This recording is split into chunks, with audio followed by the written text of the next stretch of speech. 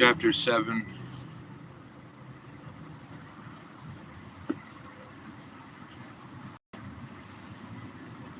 Today, Troy and his crew, including Trevin, Jesse, as well as Lint, were set out on a new project, and the burden of it would be distributed among 4 crews. I read this.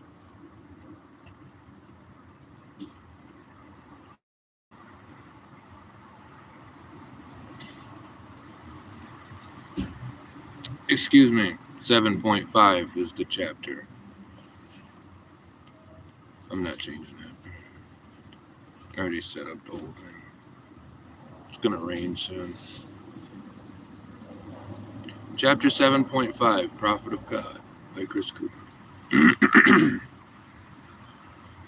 Yo, what the? Lynn spat out from amongst the murmuring in the guy's cabin. Jesse and Trevin looked over, lounging on their bunks. The crew had an exhausting day out at the manor house, and everyone had since returned to lodging to get cleaned up. Troy's obnoxious singing was audible from inside the bathroom, whilst the other guys chilled in the other room. Lynn twirled a lollipop in his mouth he'd siphoned from a candy jar lying around the ground's garages. This fucking stream, dog, he sighed. The what? Said Jesse. Check it. Lint propped himself up from the bunk he was reclining on and waddled his way to the other two across the hardwood floor, presenting the bright screen of his smartphone. Do you guys see anything weird? He asked, waiting for an answer. Jesse dove his face in closer. You mean besides the creepy mannequin thing sitting alone in a dark room, Brandon? Bro, he consternated, using his 2 fingers to enlarge the grainy footage. What? Jesse shook his head. It's lighter. Look up at the corner, said Lynn. Bro, what? Trevin exploded before Jesse could even react. Lint nodded his head. Yup. You see what I'm seeing? Trevin's mouth hung open, sharing a glance with Lint. The strange live feed had noticeably changed from before. In one corner, there was a distinctive glare of light that hadn't been there, coming in from the outside. Wait, does that mean... Yup, Lint concluded. What? No, said Jesse. Lint pointed to his phone. This is what's inside Homie's house. The fuck? What? Jesse laughed. You mean from the site? Yes. Jesse smacked his lips, falling back into the bunk. Man, whatever. Trevin finally spoke up. Well, what do you think it is? Like a fucking dungeon? It's probably this dude's sex chamber, Lint said. And that's his gimp or some shit. I don't know. No, but yeah, that makes sense. Jesse glanced at Trevin, giving him a funny look. No, I mean, it makes sense that that's all you can pick up. Because the service is so close, I don't know, you know? Trevin explained himself. So you're telling me that T drilled a fucking gaping hole into the pastor guy's secret sex dungeon? I just want to make sure that's what you're telling me, said Jesse. Lint threw his arms up. Bro, Jesse drove his fingers into his eyes in disbelief. All right, I heard the words sex and dungeon. Here I am. All the guys turned to see Troy was standing at the entryway of a living space with only a loose white towel covering his groin and arms outstretched. You're getting water all over the fucking floor, man, barked Lint. Troy made his way into the kitchen and cracked a beer, dragging pools of water along the way. Do you even dry yourself? Lint shouted. Troy squeaked back into the hallway, shotgunned the beer can, and let out a massive belch, tossing the can into the kitchen somewhere. Trevin leaned into Jesse a bit, lowering his voice. Why is this guy always like 110%, Jess? You ladies ready to get laid or what? Troy laughed, his bare feet smucking against the floor. Yeah, good luck with that, Lynn tished. The metal screen door suddenly rattled from the outside. Troy stomped ahead to answer it. Hey. They all heard a familiar voice greeting their friend from the outside of the cabin. Why do you always manage to pop up when I'm butt-ass naked? Troy said. All the guys blew up in laughter. Jeff giggled. Oh my gosh, I'm so sorry. I was just wanting to touch base with you guys in lodging about the upcoming assembly at the rec. Yeah, no, what's up, Jeffrey?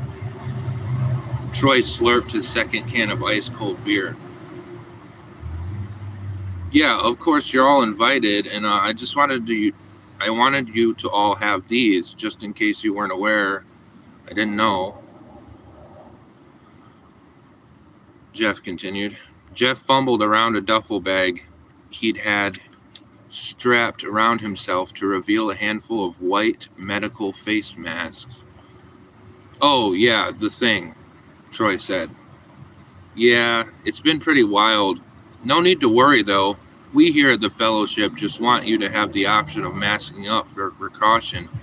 There haven't been any cases yet on the grounds, but, better safe than sorry. Troy snatched the masks from Jeff's hand. Yeah, why's yours black, though? Oh, Jeff feigned a chuckle. Just variety and stuff. It's all the same. Yeah, cool. Troy shot up his chin. It's good to remember, though, there's really only one cure in this world, Troy interrupted. Bet. We'll see y'all out there. Bye. And then he closed the door.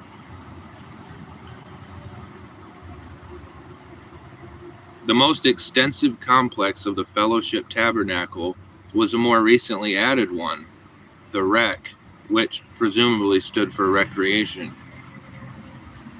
It would have taken a motor vehicle a couple of minutes to span the sweeping structure itself, which featured parallel walls the length of multiple football fields and dozens of feet high, making a gradual crescent-like shape of stacks of brick, plowing through the land cleared of the forest.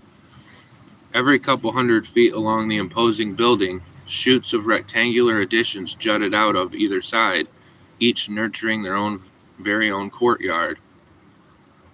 The artery of the whole facility, a kind of grand hallway, included centered concrete columns made to resemble trees, which held the ceiling aloft, even featuring such detail as delicately carved swooping lines in the material of each column as bark, supporting large sun windows high above, with artificial limbs of green-painted steel beams.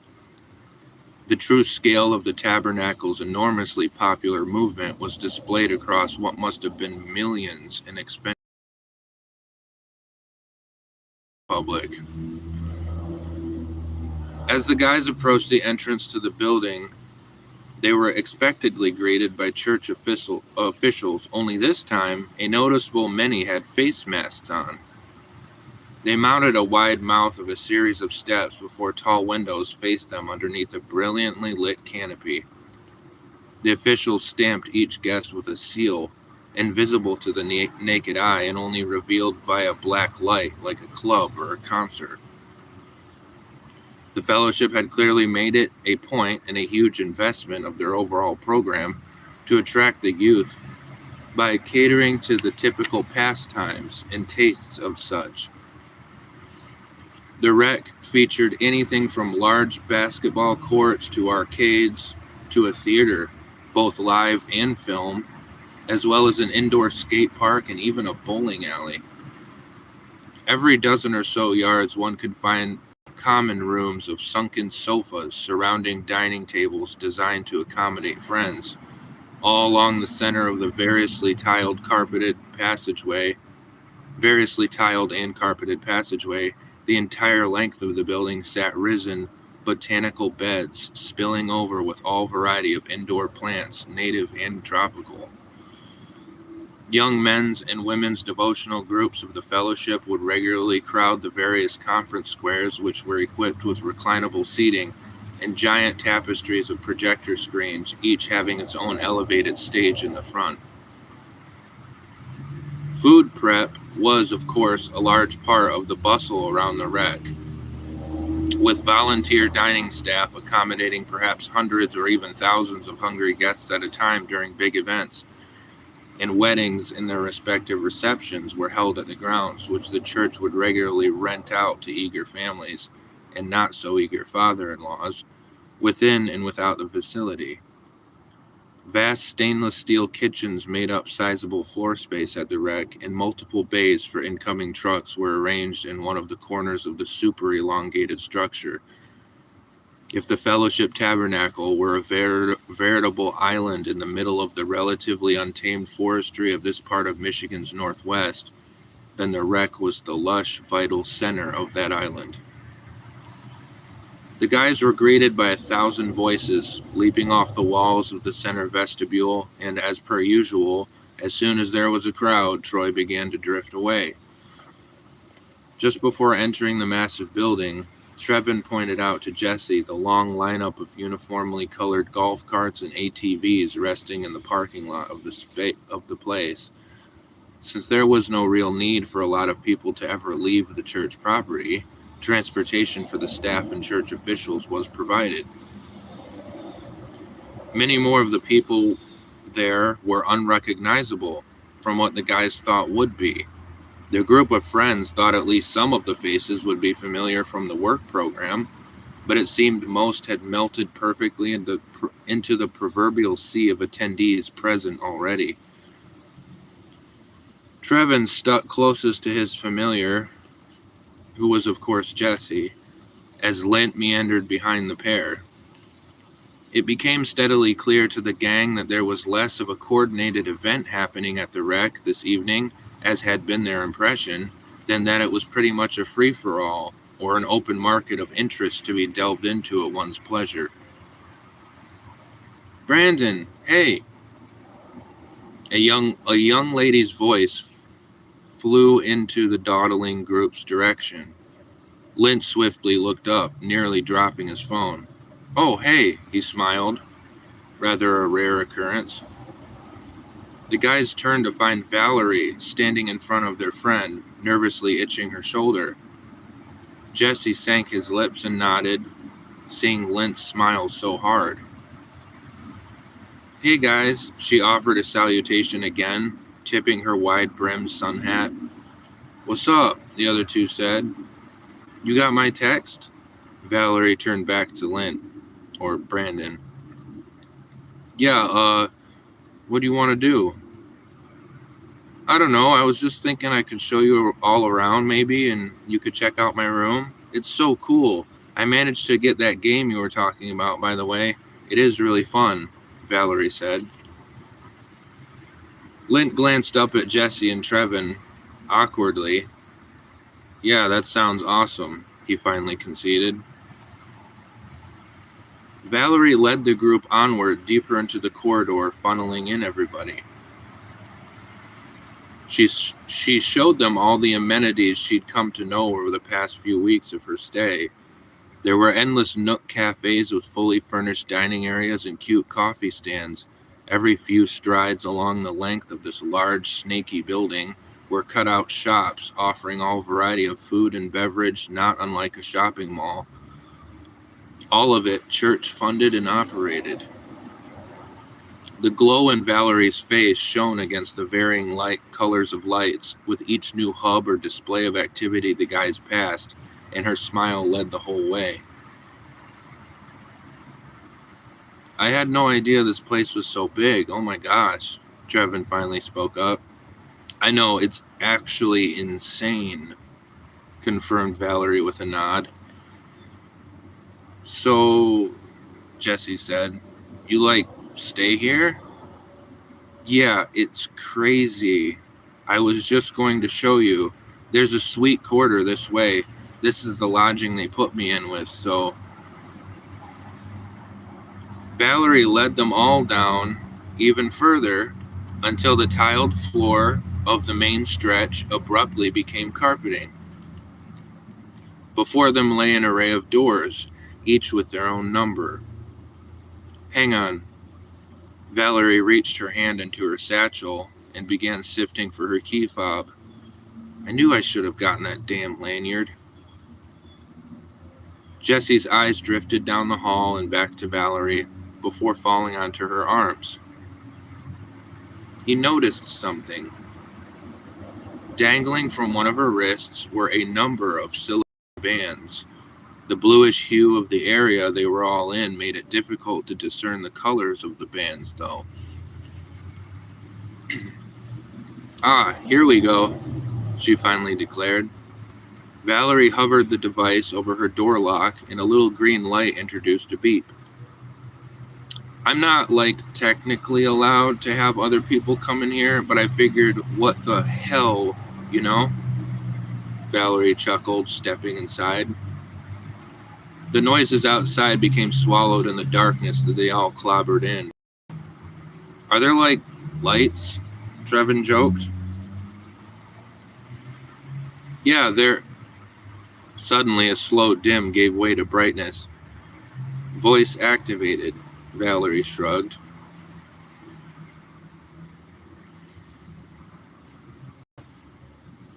Her room was an eggshell studio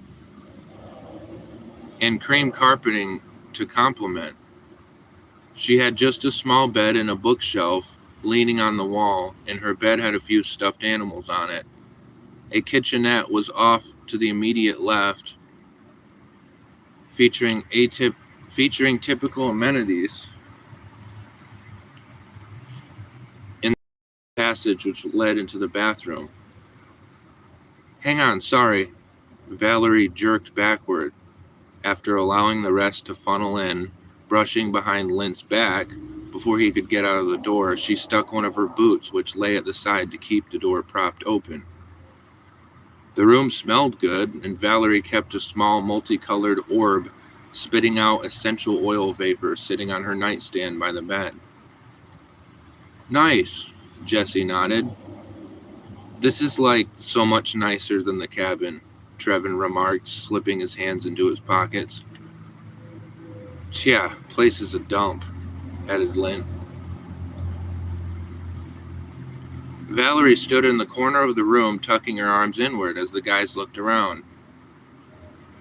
Trevin dawdled his way toward the bookshelf. So, you guys like that nightly broadcast of Lee's sermons too? Jesse said sarcastically. Valerie snorted. Yeah, it's pretty awful, honestly. How's your project coming? Trevin asked curiously. Good. Great. Valerie nodded voraciously.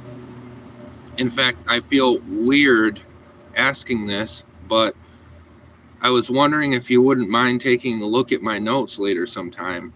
I've been doing a synopsis in that memo pad there on the bookshelf.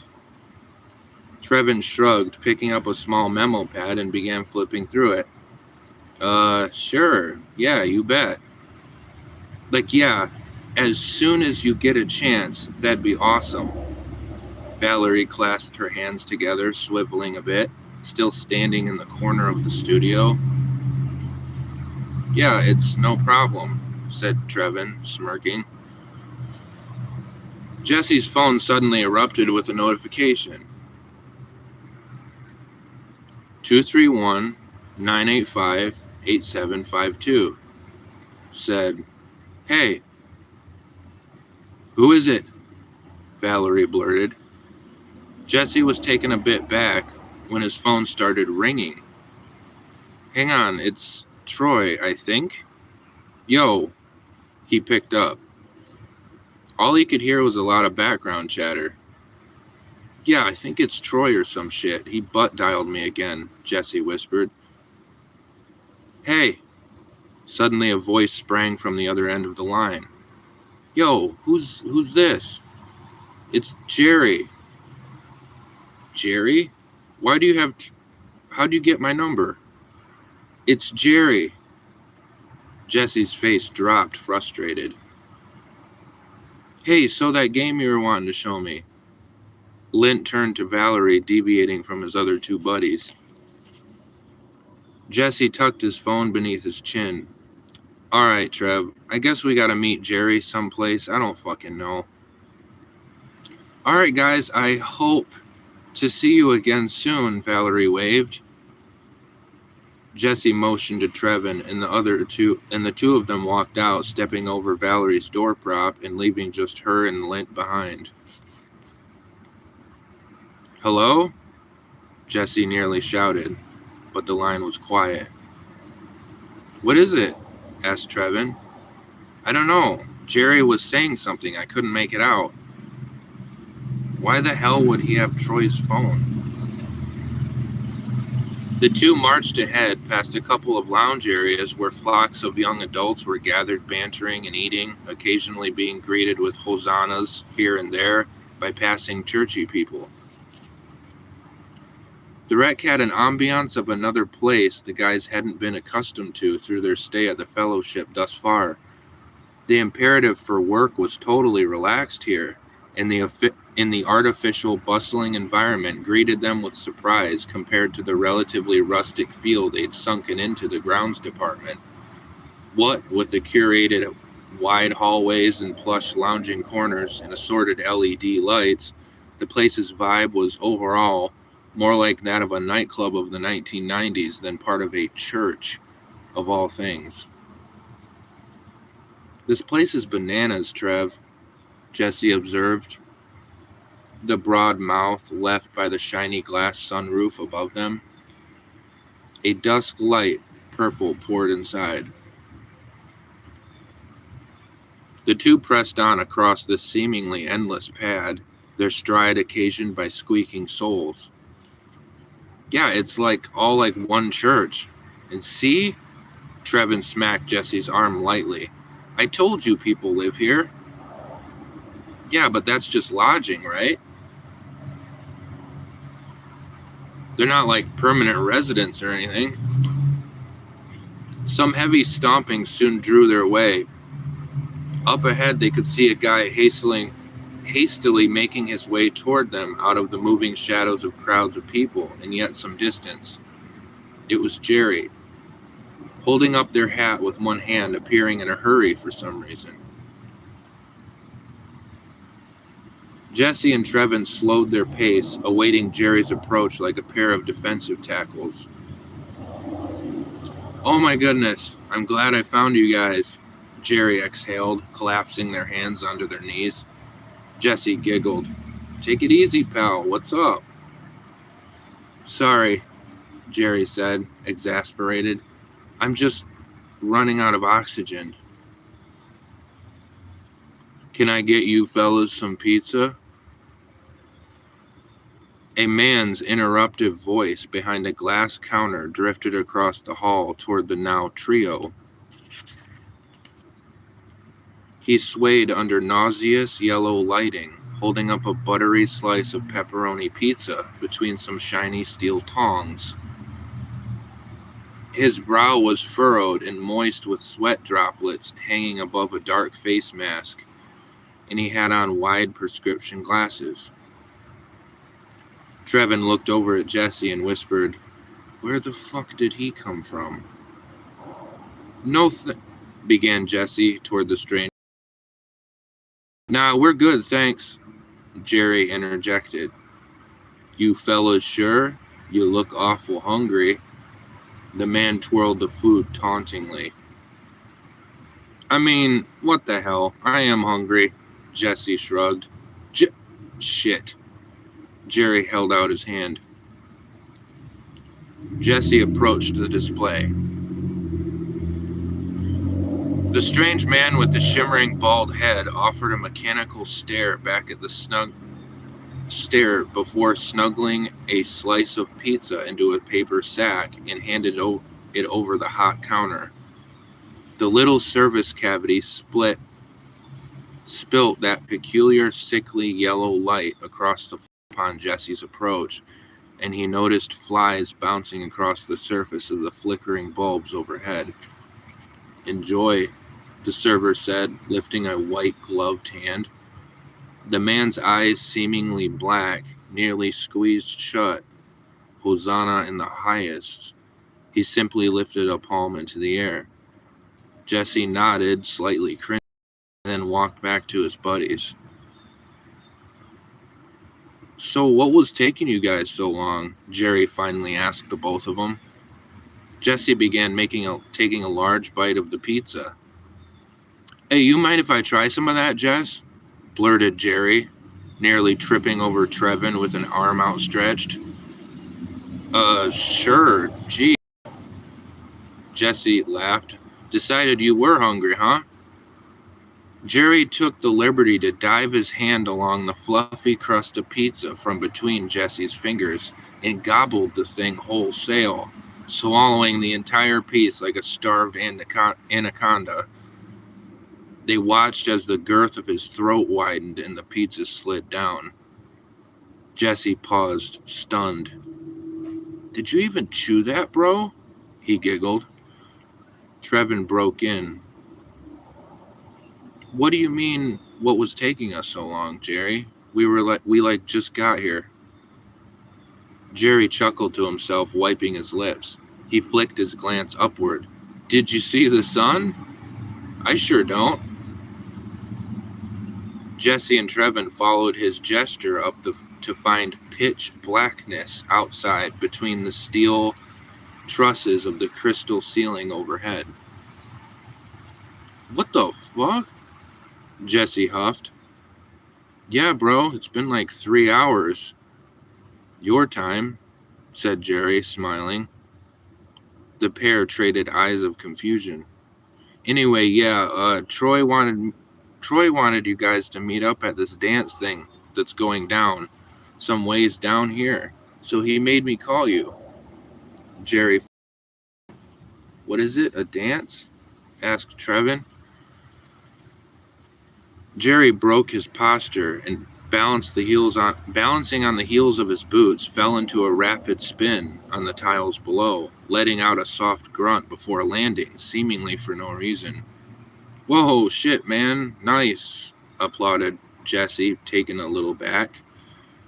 Trevin bent his knees. "Bro, you're dropping stuff. Hold on." "Y'all down?" Jerry grinned. "Trev, don't worry about that. It's just my clothes shedding, dog."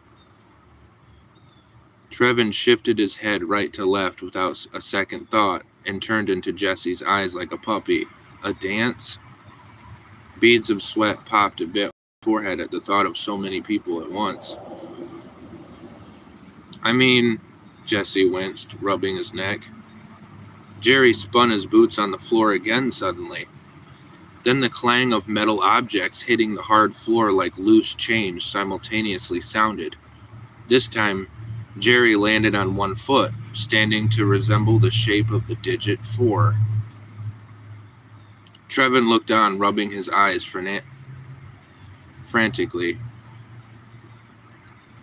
Jesse's arms twitched. "Hey man, now hang on."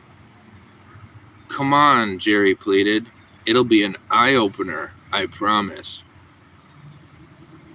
Jesse said, "Yeah, I guess. I need you to agree to come with me," Jerry spat, fidgeting their digits. The three then frolicked in the opposite direction down the ornate hall. The crowds of folks around began buzzing louder as the intermittent small groups became increased. Soon, saffron orange and dark face masks began dotting the space, and the overhead lighting pouring down from lamps fixed onto long cables which drew all the way from the ceiling began shifting to starker and more colorful tones. The stir of shouting and music drew near, and the pulsating beat of woofers began stirring the air. "This is like a club," Trevin observed, having to raise his voice a bit. The two guys let Jerry lead the way as they approached what looked like an expansive cafeteria. Tall beams, like the ones along the main way of the wreck, shot up into a painted black ceiling far above, overlooking a vast open area where hundreds of people were gathered, at least in the least light. Some were standing around, hands tucked into their jeans, and others created dark, moving masses before a slightly elevated center stage. Colorful beams of light shooting like mists over the space, and the floor quaked with noise. The church band was hurling lyrics into the air, bouncing around with their instruments. Cheers marked the descents and ascents of the music, along with the bursts of exciting images and animations displayed across a wide curved screen behind the musicians. "This is the Jesus party they were talking about?" Jesse shouted, brushing past bodies. Jerry simply turned around to face the two as the crowd began swelling and closing in on them all. He simply motioned them onward with a grin and lifted his fingers, sinking further and further into swinging arms and legs of jubilant people.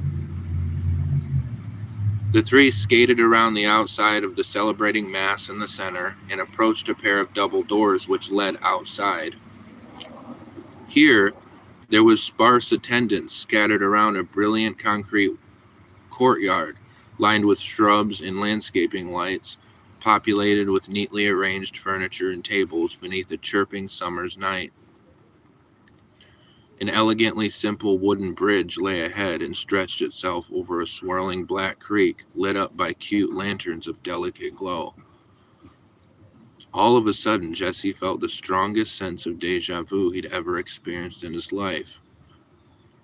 The inside of the building, now behind them, was manic, but out here, the broad glass windows covering the inside where the band was playing and where the jostling crowds were, shielded a great deal of the noise, almost leaving nothing for the courtyard except peeping frogs and the faint sound of tumbling water. "Where are we going?" Jesse asked Jerry's back. "Bro, how do you change your clothes so quick? Damn, you look good, Jerry." Jerry paused their march forward just at the foot of the wooden bridge. "I think you'll know when we get there," they answered Jesse's question, digging into the pockets of their dark jacket. Trevin pointed his gaze across the bridge to a hill some distance away. "What's that?" He didn't mean to ask out loud. Jerry turned to look and then back again. "That's where the real party is, fellas. By the way, Jess, you got a light I could borrow?" Oh shit, hold up. I still got yours, my bad." Jerry lifted their palm, and the flame shed over their face in the darkness, followed by a cloud of smoke. "You're always smoking," Trevin muttered again, pretty much unintentionally. Jerry threw up his arms. "It's just what I do. I am where the smoke is, friend." Up on a hill to which Trevin had just referenced, toward the break of a meadow and clearing of the present woods, sat an enormous barn, far away, but not that far. The homely glow of orange light seeped from where the cracks of the barn's paneling didn't quite close. Lightning bugs littered the sweeping grassy landscape, making the face of a miniature city all along and up the dirt pathway. Flocks of people could be seen in the distance, along with parked and moving cars and their lights orbiting the place, and a rich, creamy moon yawned in the night sky overhead. Jerry simply stood by the bridge, smoking. "Well, y'all coming over with me?" They opened up with a smile.